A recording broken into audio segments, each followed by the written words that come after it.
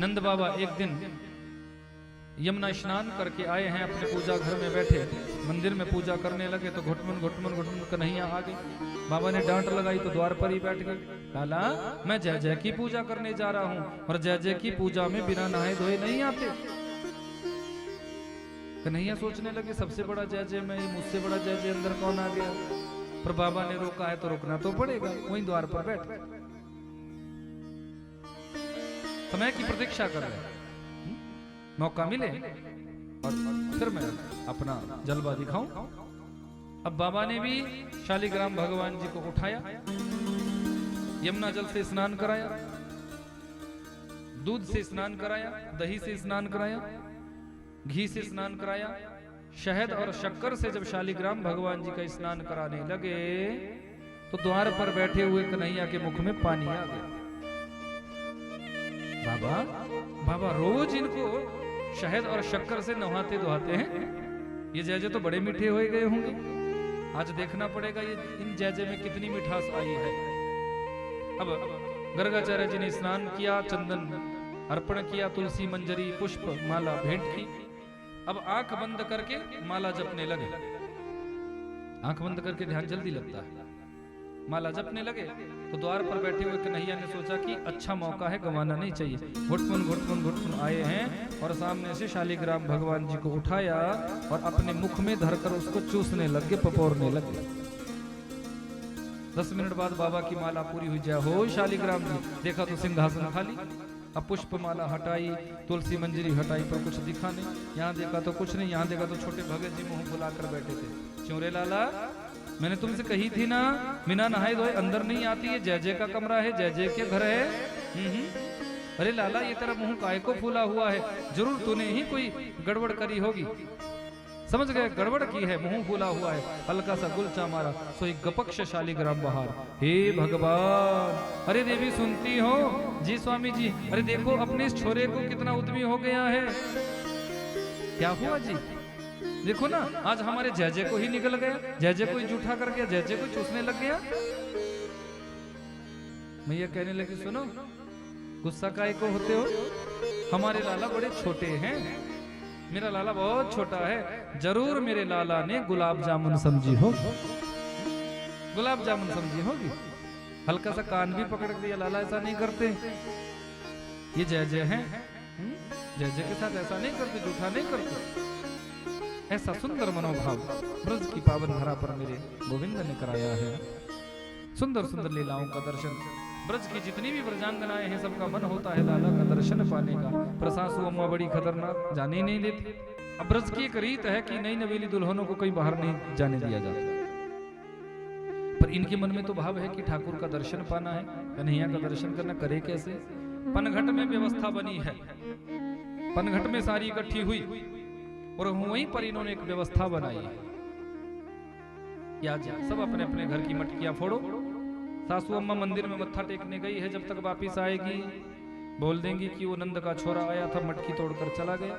देखना कोई ना कोई व्यवस्था जरूर मिलेगी। तो सबने आज अपने अपने घरों की मटकियों को फोड़ दिया। सासू अम्मा आई, अरे बहू ये माखन ये मटकी कैसे फूटा है? बहू आई, बोले मैया वो आया था। कौन? अरे नंद का छोरा आया था, मटकी फोड़ कर गया। हाँ। अरे तू इतनी लंबी ठाडी, उन्हें सा छोरा, तो वो तेरे सामने मटकी फोड़ कर चला गया, तेने रोका नहीं, तेने कुछ बोला नहीं, डांटा नहीं? अरे मैया डांटा तो खूब, बोला भी खूब, फिर पकड़ा नहीं? अरे पकड़ती कैसे, वो अकेला थोड़ी भी था। एक तरफ बंदरन की मंडली थी, एक तरफ ग्वाल बालन की मंडली। किसी ने मेरा हाथ पकड़ा, किसी ने पैर पकड़ा, किसी ने साड़ी पकड़ी। अरे मैया इस खंबे से बांधकर भाग गए मुझे। ये तो भला है मेरी पड़ोसन का जो बस अभी 5 मिनट पहले खोल कर गई है मुझे। यदि वो पड़ोसन नहीं आती तो आपको ही खोलना पड़ता। अभी मुझे खोल, अभी मैं खोल कर गई। अच्छा इतना उद्यमी है? बोले हाँ मैया। सुनो, यदि मैं जाऊंगी ना, अब थोड़ा बुढ़ापे में गुस्सा जल्दी आ जाता है, मैं जाऊंगी तो कहीं गुस्सा आ गया और कुछ अनाप शनाप बोल कर आ गया तो संबंध अच्छे हैं नंदरानी के साथ हमारे, वो बिगड़ जाएगा। इसलिए तुम मेरे यहां से जाओ और नंदरानी को उल्हाना देना। और ये जरूर कहना कि नंदरानी अपने छोरे को जरा समझा कर रखे, नहीं तो रिश्ते बिगड़ते देर नहीं लगती, इसलिए अपने छोरे को जरा समझा कर रखे। अब सबके घरों में ऐसा हुआ तो सबको मौका मिला जाने कि देखे बिना जब मन नहीं माना, चली है सारी गोपांगनाएं कि आज हमने इन आंखों से ब्रह्म को पहचाना। जानती है ये ब्रह्म है, ये ब्रह्म है, लेकिन फिर भी अनजान बन रही है। क्यों? क्योंकि प्रेम इन गोपांगनाओं के अंदर है, प्रेम है, सब कुछ जानती है, ये परब्रह्म है, परमात्मा है, लेकिन फिर भी एक प्रेम का पर्दा सामने डाल देती है कि नहीं, ये तो हमारा कन्हैया है, हमारा लाला है। सारी गोपांगनाएं गई है, मैया के पास उल्हाना देने पहुंची है कि वत्सान मुंचन क्वचित समय क्रोश संजात हास स्तेयं स्वादत्य दधिपये कल्पितैः स्तेहयोगैः मरकान् भोक्ष्यन् विभजति सह चिन्नति भाण्डं भिनक्ति द्रव्यालाभे सह गृहकुपितो यात्युप्रोक्रोश्यतो का। वत्सान मुंचन, मैया आपका ये जो छोरा है, आपका ये जो लाला है, हमारे यहाँ आकर हमारी गैयन के बछड़ों को खोलकर भाग जाता है। मैया ने कहा बछड़ों को खोलता है तो कामी तो तुम्हारा करता है, कामी में तो हाथ बटाता है। बोले मैया ऐसे नहीं, असमय जब गैया दुहने को 20-25 मिनट शेष रहते हैं तब ये आता है और तब हमारे यहाँ के गैयों के बछड़ों को खोलकर भागता है। जब तक हम पहुंचती हैं तब तक बछड़े सवरा दूध पी जाते हैं और हमारा पात्र खाली, हमारी बाल्टी खाली। एक कहने लगी मैया क्या बताऊं, इतना उद्यमी हो गया है तेरा छोरा कि नए नए उधम मचाता, बंदरों को साथ लेकर आता है, ब्रजमंडल के सभी ग्वाल बाल सखाओं को साथ लेकर आता है और हमारे यहाँ उधम मचा कर जाता है, हमारे उधम करके जाता है। कोई गोपी कोई उल्हाना देती है, कोई गोपी कोई उल्हाना देती है, हर गोपी अपने अपने भाव से कोई ना कोई उल्हाना दे रही है। ये सब उल्हाने झूठे हैं। इन उल्हानों के पीछे एक ही उद्देश्य है कि प्रभु का दर्शन करना, प्रभु को देखना, देखना चाहता। गोपियां को दर्शन कराने के लिए ही प्रभु ने ब्रजमंडल में ये माखन चोरी की लीला का दर्शन कराया। और दूसरा भाव भगवान का ये रहा कि बहुत से सखा ऐसे थे भगवान की मंडली में जो निर्धन परिवार से, गरीब थे, जिनके यहाँ कुछ भी खाने पीने के लिए व्यवस्था कोई नहीं, तो भगवान समभाव से देखते हैं, समदृष्टि है प्रभु की। इसलिए भगवान सबके यहाँ से सबको लेकर जो है माखन चोरी की लीला कराते हैं।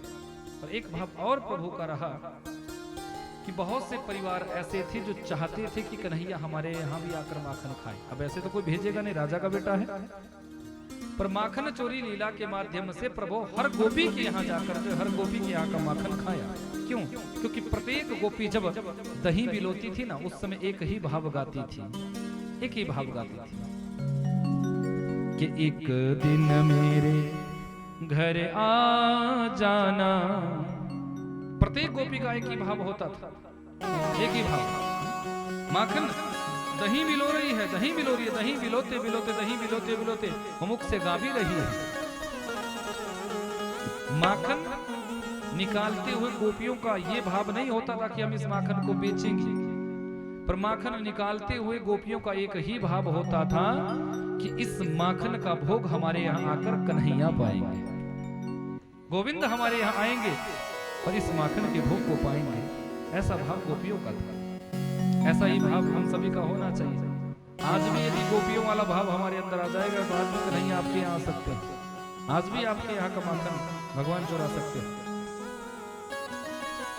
कि एक दिन मेरे घर आ जाना, हो आ जाना, मेरा भी माखन खा जाना, हो मेरा भी माखन खा जाना। गोपियां बुला रही है। एक दिन मेरे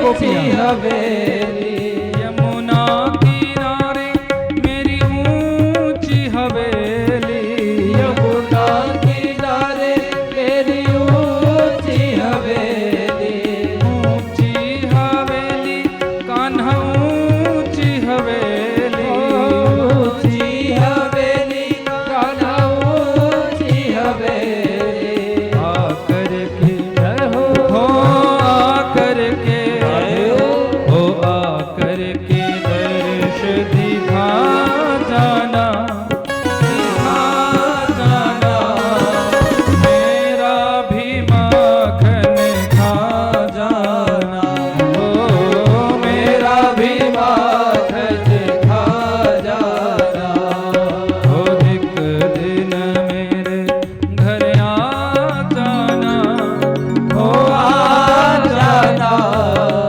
मेरा भी माखन खा जाना, ओ मेरा भी माखन खा जाना, हाँ, मेरा भी माखन खा जाना, ओ मेरा भी माखन खा जाना, हाँ, मेरा भी माखन खा जाना।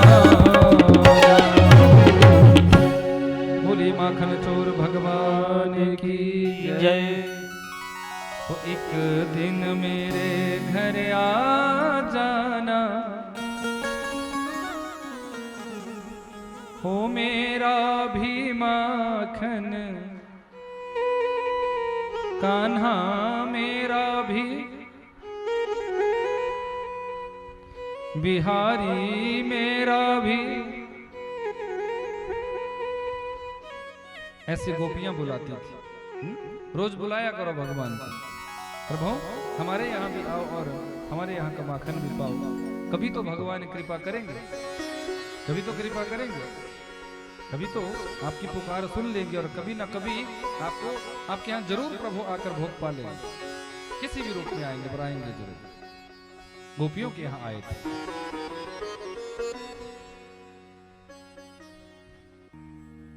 ऐसा सुंदर मनोभाव है। माखन चोरी लीला का दर्शन हुआ, ब्रज की रज के महत्व का दर्शन भी कन्हैया ने कराया है कि रमण रेत लेट्यो नहीं,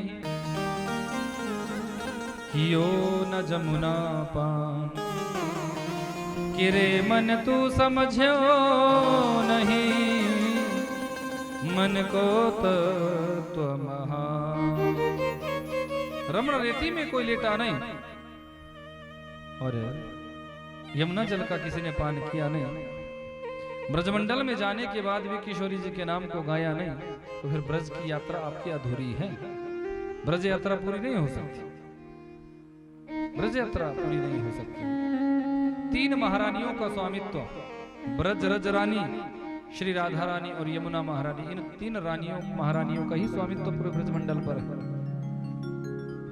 मेरे गोविंद ब्रह्मांड घाट पर माटी के गोला बनाकर बड़े प्रेम से उनको खाना प्रारंभ करते हैं।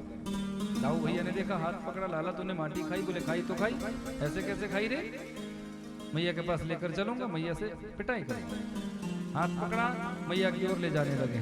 सामने मैया, मैया के हाथों में चांदी की छठी, छठी को देखकर कन्हैया थर थर कांपने लगे। बोले सचमुच ये तो पिटाई करवा दे। अच्छा दाऊ भैया, क्या सच्ची सच्ची आप बता दोगे आज मैया के पास कि तुम्हारे लाल ने माटी खाई है? बोले हाँ तूने खाई है तो बताएंगे। चलो ठीक है, आप ये बताना, पर मैं भी सच्ची सच्ची बता दूंगा। अरे तू क्या बताएगा? मैं भी बता दूंगा कि मैया तेरा लाला तो माटी के गोला खाता है, पर दाऊ भैया तो भांग के बड़े बड़े गोला ही खा लेते। मेरी पिटाई होगी बाद में और आपकी मैया करेगी पहले। दाऊ भैया ने सोचा कि सचमुच तो पिटाई करवाए, तुरंत हाथ छोड़ दे। बोले ना मुझे ना पता तू खाई है कि नहीं खाई। मधुमंगल कहने लगा, ब्राह्मण का बेटा हूँ, चुटिया की सौगंध खा कर कहता हूँ, मैं बोलूंगा, मैं बताऊंगा मैया को कि मैया सचमुच तेरे लाल ने माटी खाई, मैंने इन्हीं आंखों से देखा। अब मैया ने मैं कान पकड़ा, हाथों में छठी ली, बोले सच तूने माटी खाई? मानो हरिश्चंद्र जी कह रहे हैं कि ना हम भक्षितवानंब सर्वे मिथ्या विशंसिनः, यदि सत्य गिरस्तर ही समक्षम पश्य में मुखम। ना मैया ना मैंने बाटी नहीं खाई। यदि मेरी बात का आपको विश्वास नहीं तो मैं मुंह खोल लेता हूँ, मुंह में लगी होगी, दिख जाएगी। मैया ने मेरे कान पकड़ा हुआ है, बोले खोल मुंह, दिखा मुझे, खोल मुंह। तो मेरे गोविंद ने सोचा मैया को असली रूप दिखा दूं थोड़ा सा। तो जैसे ही अपने नन्हे से मुख को खोला है, 14 भुवन, 14 भुवनों का दर्शन कन्हैया के मुख में मैया को हो रहा है। 9 वर्षों का दर्शन मैया को कन्हैया के मुख में हो रहा है। 9 वर्षों में एक हमारा भारतवर्ष का दर्शन मैया को कन्हैया के मुख में हो रहा है। नदी नाले पहाड़ पर्वत उपवन बाग बगीचे सब दर्शन कन्हैया के मुख में हो रहा है। सब दर्शन कन्हैया के मुख में हो रहा है। नंद बाबा का 84 खंभों वाला महल, और उस महल के आंगन में एक हाथ से मैया ने कान पकड़ा है और दूसरे हाथ में चांदी की छटी ले रखी है। ये झांकी का दर्शन भी कन्हैया के मुख में ही मैया को हो गया। मैया समझ गई कि मैंने तो जरूर ब्रह्म का कान पकड़ लिया। अरे मेरा लाला तो कोई ब्रह्म है, भगवान है, मैंने ब्रह्म का कान पकड़ लिया। तुरंत कान को छोड़ दिया और छठी नीचे दूर फेंक दी। कन्हैया सोचने लगे जिस बात का डर था वही हुआ। अब मैया बिठा देगी आले में, 2 अगरबत्ती सुबह 2 अगरबत्ती शाम। यहाँ तो बच्चा बनने में ज्यादा फायदा है। वैष्णवी व्यतनोन्मायां पुत्र स्नेहमयीं विभु। वैष्णवी माया का पर्दा ऐसे डाला है कि मैया सब कुछ भूल गई। ना ना ना ना, मेरा लाला तो मेरा ही लाला है, मैं तो कोई सपना देख रही थी, मैं तो कोई सपना देख रही थी। मैया बड़े प्रेम से लाला के साथ रहती है। लाला भी आनंद रूप से मैया के साथ खेलते हैं। बड़ी सुंदर सुंदर लीलाओं का दर्शन प्रभु ने कराया। चीरहरण की लीला के माध्यम से गोपियों को ज्ञान दिया। गोपियों ने एक व्रत धारण किया था कि कात्यायनी महामाये महायोगिन्यधीश्वरी नंद गोपसुतम देवी पतिम में कुरुते नमः। माता कात्यायनी जी का पूजन इन गोपांगनाओं ने किया था। उद्देश्य एक ही था, भाव एक ही था कि हमारे यहाँ कन्हैया आए और पति रूप में हमारा वर्ण कर, हम सभी को कन्हैया पति रूप में मिल जाए। ये गोपांगनाओं का भाव था। भगवान ने कहा जाओ गोपियों, तुम्हारी इच्छा अवश्य पूरी होगी। शरद पूर्णिमा की रात्रि में तुम्हारी इस इच्छा को पूरा करूंगा। इस समय तो मुझे और लीलाओं का दर्शन कराना है। सबको आश्वासन दिया, व्यवस्था दी है। यहाँ प्रभु ने बहुत से राक्षसों का वध किया, क्योंकि कंस ने अघासुर को भेजा, अजगर के रूप में आया, भगवान ने उद्धार किया। बकासुर को भेजा, ये बगुले के रूप में आया, भगवान ने उद्धार किया। धेनुकासुर को भेजा, ये गधे के रूप में आया, भगवान ने उद्धार किया। वत्सासुर को भेजा, ये बछड़े के रूप में आया, भगवान ने उद्धार किया। जितने भी राक्षस कंस ने भेजे हैं सबका उद्धार भगवान करते चले गए। भगवान ने दावानल अग्नि से गौ रक्षण किया, इसलिए भगवान आज गोपाल बने हैं और गौचारण कराते हैं। गैयों को चुगाने के लिए, गैयों को चराने के लिए अपने सखाओं के साथ मेरे परात्पर प्रभु वृंदावन जाते हैं, जंगल में जाते हैं। यहाँ भगवान की अनंत लीलाओं का दर्शन